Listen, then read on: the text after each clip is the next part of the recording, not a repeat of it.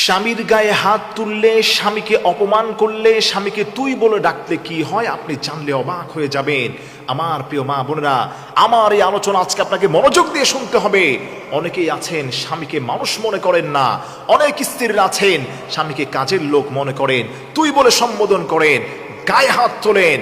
স্বামীর থেকে 19-20 হলেই স্বামীকে জবাবদিহিতার কাঠ গড়ায় দাঁড় করিয়ে দেন। আপনার জন্য দুইটি ভয়াবহতা অপেক্ষা করছে, দুইটি বিপদ আপনার জন্য অপেক্ষা করছে। এক নম্বর বিপদ হচ্ছে, আল্লাহ রাব্বুল আলামিন বিশ্বনবীর মাধ্যমে বলে দিয়েছেন, যেই নারী তার স্বামীকে কটাক্ষ করে, স্বামীকে অপমান করে, নাম ধরে ডাকে, ছোট করে, মানুষের কাছে খাটো করে এবং গায়ে হাত তুলতে যায়, অপমান করে, আল্লাহ নবী বলে দিয়েছেন ওই নারীর উপর আল্লাহ পাক রব্বুল আলামিন অনবরত গজব নাজিল করতে থাকেন।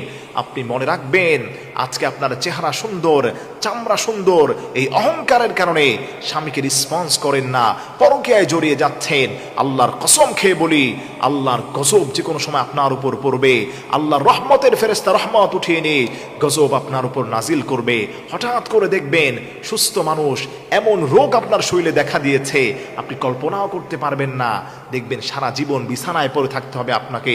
হঠাৎ করে দেখবেন রাস্তায় বের হয়েছেন, গাড়ি অ্যাক্সিডেন্ট হয়েছে, সবাই সুস্থ আছে, আপনি দুনিয়া থেকে বিদায় হয়েছেন, আপনার হাত নিয়ে আপনি রাস্তায় বের হয়েছেন, দেখবেন না অ্যাক্সিডেন্টের কারণে হাত নষ্ট হয়ে গিয়েছে, পাটা ভালো ছিল, অ্যাক্সিডেন্টের কারণে পাটা নষ্ট হয়ে গিয়েছে। এটা হচ্ছে আল্লাহর গজব, আল্লাহর লানত। আর বিশ্বনবী বলেছেন, আল্লাহ তাআলা বলেছেন, জাহারাল ফাসাদু ফিল বাররি ওয়াল বাহরি বিমা কাসাবাত আইদিন নাস। জলে স্থলে যত বিপর্যয় হচ্ছে, সড়ক দুর্ঘটনা, বিপদ মুসিবত, এটা হচ্ছে আমাদের হাতের কামাই।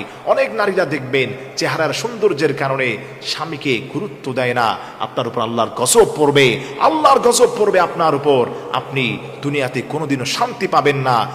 অনেক রোগ শোক বালা মুসিবত আপনার মধ্যে দেখা দিবে, হঠাৎ বিপদ মুসিবতে আপনি পড়ে যেতে পারেন। মোট কথা, একটা মানুষ বেঁচে থাকার জন্যে আল্লাহর যে স্পেশালি রহমত দরকার, এই রহমত আপনার মধ্যে থাকবে না, অনবরত গজব আল্লাহ পাক আপনার মধ্যে নাসিল করবেন। এটা হচ্ছে 1 নম্বর শাস্তি।